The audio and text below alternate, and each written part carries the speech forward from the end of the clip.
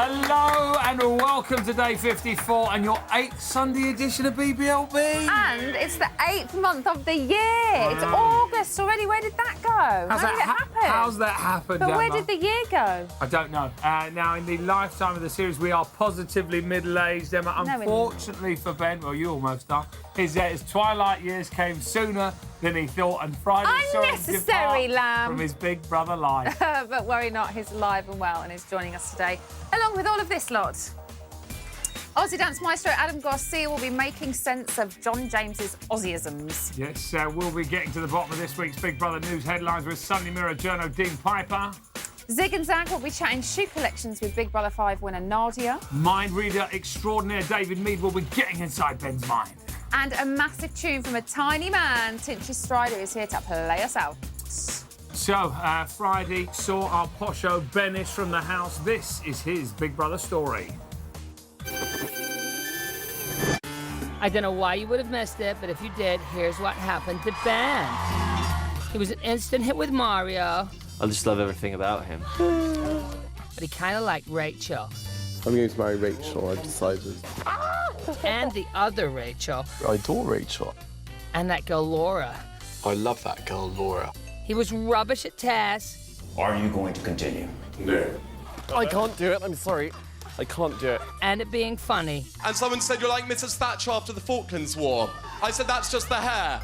But he was brilliant at winding people up. Evening from you. Maybe teasing you. I don't know why I bother with you, Ben, sometimes. And you weren't bothered either, because you evicted him. Ben! And that was Ben's time on BB.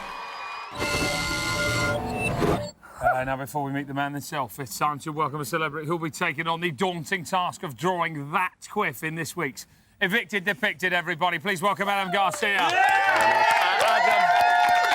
Adam, a lot of pressure, mate. You've got to get a lot of volume, a lot of body on that hair. Do you think you're up to it? I think so. He's also very colourful, so I'm going to use, you know, the chlorophyll greens and... Amazing. Like lilacs and stuff like that. You seem like you know what you're talking about. I seem like I know what I'm talking about. He's quite the artist, everybody. Right, are you all ready to meet another rather posh housemate? Oh, yeah. He lasted 51 days, 1 hour, 24 minutes and 24 seconds How in precise. that house. And seeing as he wants his own show, we've decided that's what we're going to give him. Please welcome to the Ben Duncan Show... Mr. Ben Duncan.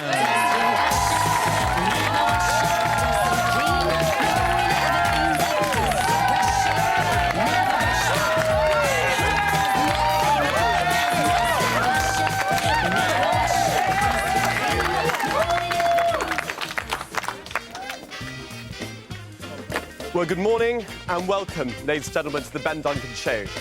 This morning, my interviewers will be chirpy T4 duo, Mr. George Lamb and Miss Emma Willis. Hi, Ben. Hi, really Welcome. nice to meet you.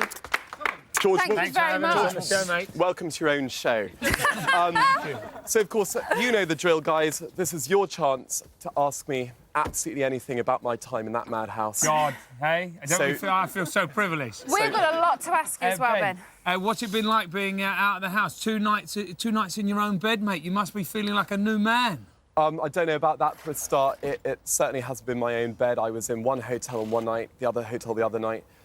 3 in a bed on Friday, 2 in the bed last night. Hey. You've been a busy boy since you've been out of the house. And they were just my friends. I don't think I've slept since about October, but otherwise I'm feeling pretty well. Don't you just love him? Doesn't he just charm the pants off you the minute you meet him? Ben, there must be a little bit of you that's missing this noise.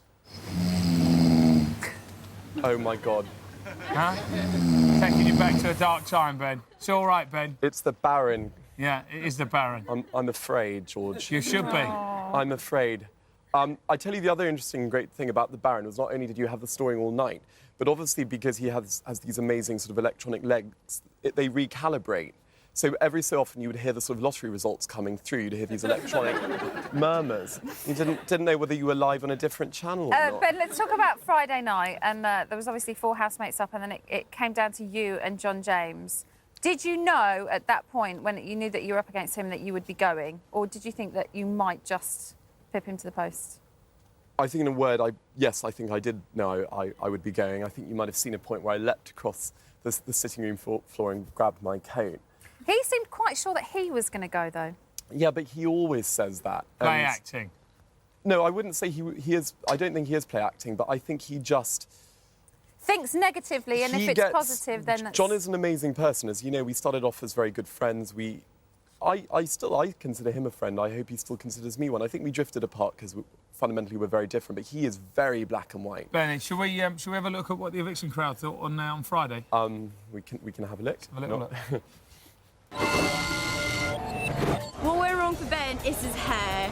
He wouldn't stop playing with it. He needs to get rid of it, basically. I think Ben was a bit stuck up, and I don't think he was the right person to go in there at the first place. I think Ben was a bit too lazy and a bit bitchy behind people's backs, but being very clever about it. He did look really fit when he came out, though, I thought. He looks better in real life than on TV.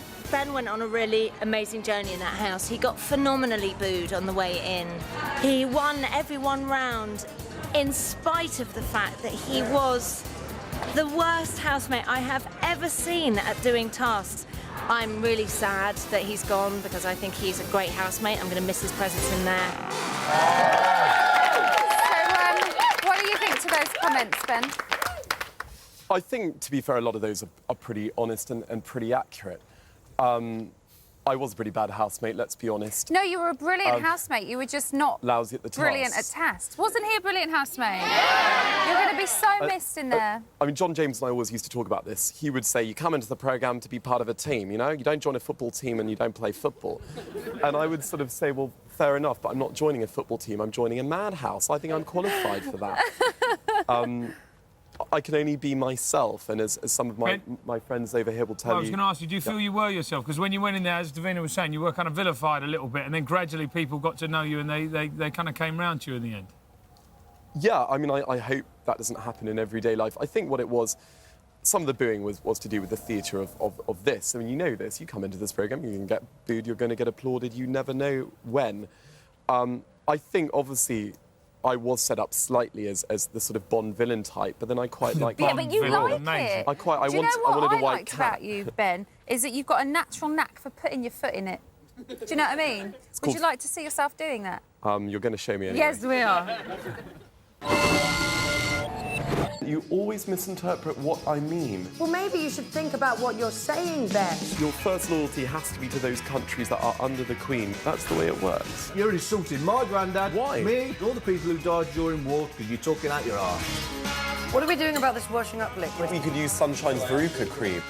Stop it. I'm sorry. I'm really sorry. You love this, John, don't you? The fact that I've got no circulation going to my head. Well, you've got no brain cells, so that wouldn't do any harm. You pop out these insults after insult after insult for no reason, Benny, and you can't see it. Because you're an actress, I never quite know when you're sort of hamming it up and when that's you. That was really hurtful. But I didn't mean it to be hurtful. God. So, Ben, some people have accused you of being the bitchiest housemate. Yeah. Do you think you are? I hope that's not the case. I think when you're under that sort of pressure, everyone pops in different ways. You have people that have tempers, explode their tempers. I'm fairly laid back. I don't have a particular temper, but I also have a very black sense of humour, and obviously you watch some of that, and there are bits you stand by and there are bits you regret. And I've got my sense of humour. Anyone who knows me knows I speak most of the time with a big fat tongue in my cheek. And I don't think they always got that. But I think mostly they did in the end. I think, you know, even my last little tiff with Rachel, the Rachel Mark II, I think she realises that some of it's misunderstanding, and I think it was a lot of misunderstanding because she loves you. No, but the ladies did seem to quite like you. You were rather touchy-feely in the house. Davina said, you know, at certain points you were too touchy-feely. Just have a little look at this picture. This was certainly a moment where we thought, you know what? When Dave kind of had legs akimbo there and you had your head in his crutch just resting on the pillow, was there a point where you thought, you know what, this is a bit weird? yes. Yeah.